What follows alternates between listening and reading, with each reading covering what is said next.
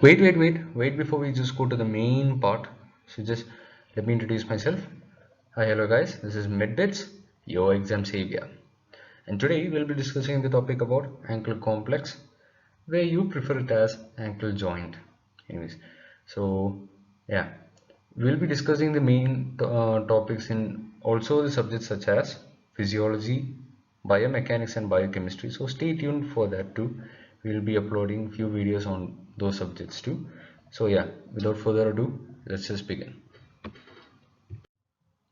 Okay guys, now coming to the very first topic of the video, ankle movements. Now before I'm just going to start, please do know what kind of joint is ankle joint. As you can see here, it's a synovial hinge joint. Now before you're just going to learn any joint, let it be shoulder, let it be knee, wrist, any, you just got to know what kind of joint it is. It is very important in the aspect of viva and theory.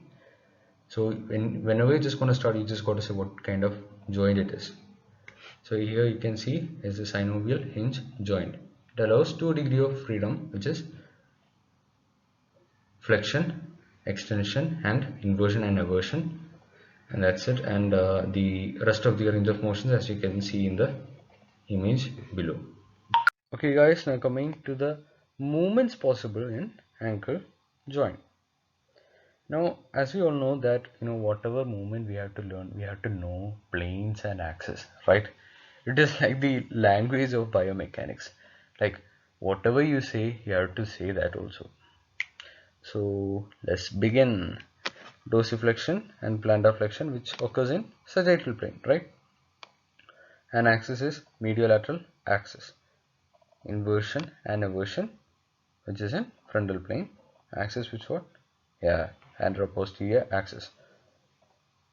Movement, next one is abduction and adduction, which occurs in exactly transverse plane and yes, vertical axis. Now pronation, as you can see here below, what all are possible? Dorsiflexion, eversion, abduction, supination, come on, say with me, plantar flexion, inversion and adduction. Good job. Next slide. Ankle joint, talocrural joint. The structure of distal tibia and two malleoli is referred to as a mortise. The mortise of the ankle is adjustable, relying on the proximal and distal tibiofibular joints. The formation of the mortise by the medial malleoli and lateral malleoli with the talus lying in between them makes up the talocrural joint. This is a synovial hinge joint, as I have said at the first itself, with joint capsule and associated ligaments. Proximal articular structure.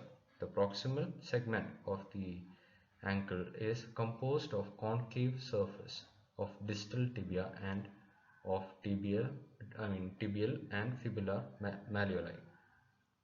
Ligaments: crural tibiofibular introsus ligament, anterior and posterior tibiofibular ligaments. Introsus membrane also is there. Okay guys, now coming to the next topic, tarsals, metatarsals and phalanges. Now I'm going to start with tarsals at here. As you can see here in the image itself, the purple area is calcaneus, yellow is talus, blue is navicular, green is cuboid, and orange like skin color, yeah, cuneiforms, yeah. And these are the tarsals. So this is a important remarker, so know them. And yeah, I'll be saying on the next slide what I was going to say. And coming to the metatarsals and phalanges, as you can see, DIP, as you know, it is distal interphalangeal joint. PIP is proximal interphalangeal joint. MTP is metatarsophalangeal joint. Then metatarsals, right? As you can see. So that's it. Now let's go to the next slide. Okay guys, now coming to the talar joints. As you can see, talocalcaneal joint. It is one of the important joint where weight distribution and all are coming up. So yeah, it is very important. And talonavicular joint and calcaneo cuboid joint. Okay guys, now coming to the joints that I have said in the previous slides itself, but just to refer, and please look into the diagram so that you will have a better clarity on ankle joint on coming up slides. As you know, this is distal interphalangeal joint, proximal interphalangeal joint, right? This is metatarsophalangeal joint. Okay, now coming up to the next slide. Okay guys, now coming to one of the very important topics of the ankle joint is plantar arches. Now this is one of the asked questions in exam, and don't worry guys, I'll help you. I'll help you to learn it. Just listen to my voice. That's all you have to do. Now, as you can see, arch-like structure of the foot. It's an arch-like structure of the foot. Function is to maintain the structure and integrity of foot. Also, for weight distribution. Arches helps to adjust on uneven surfaces. It acts like a suspension or a cushion or spring for the body. Stability of arches depends upon the inclination, shape and structure of arch. Then ligaments, deltoid, spring and talocalcaneal ligaments and muscle forces. Arches are developing over time from childhood. Now there are three arches. What are they? Medial longitudinal arch, lateral longitudinal arch, transverse longitudinal arch. Now coming to the next slide. Okay guys, now coming to the formation and structure of arches. As you can see at first, lateral longitudinal arch starting from calcaneus, talus, cuboid, metatarsal, 4th and 5th bases. Calcaneus, talus, cuboid, metatarsal 4th and 5th. Okay, just know that this is the structure and this is its course to end. Okay. Now second one is medial longitudinal arch. Calcaneus, talus, navicular, 3 cuneiforms and metatarsal 1, 2, 3 heads. Where is it? Calcaneus, talus, navicular, cuneiforms, metatarsal 1, 2 and 3. Okay. Now coming to the next one, transverse arch.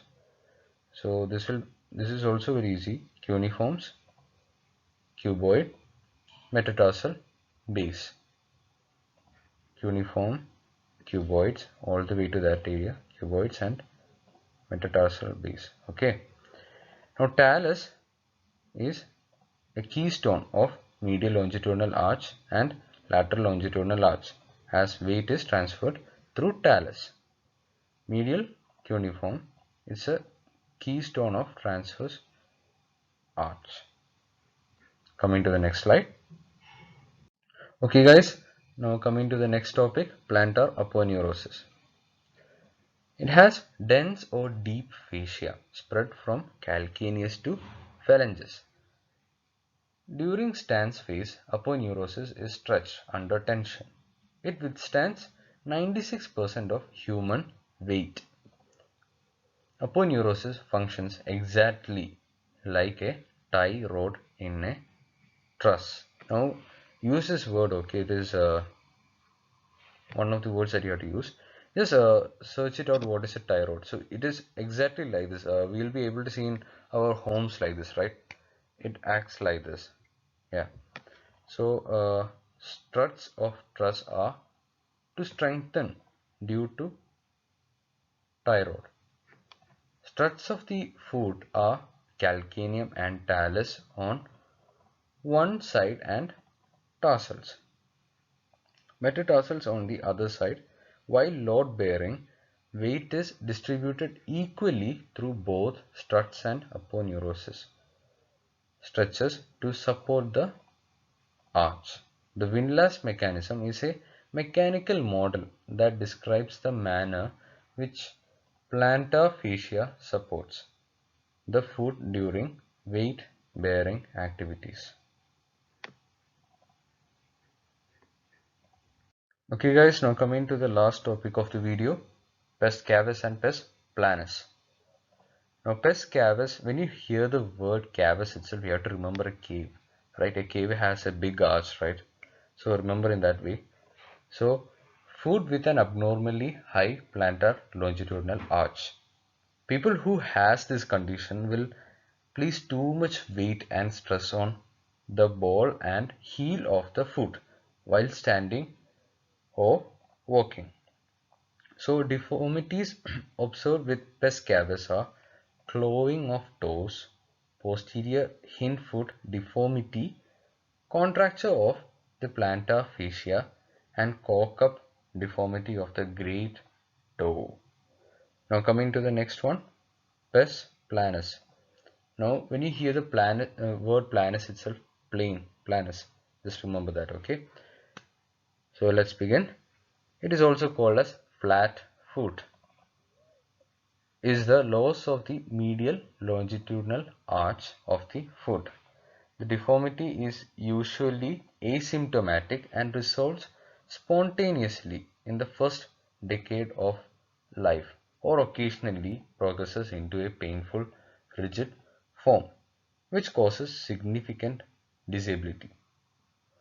All at birth has flat feet and noticeable foot arch are seen at around the age of 3. Pes planus is also of two forms, flexible flat foot and rigid flat foot. Okay, thank you guys for watching the video. Please do consider subscribing the channel and sharing with your friends. Hope you have understood everything I have said to you, and good luck on your exams. Until we see you on a next important topic, peace out.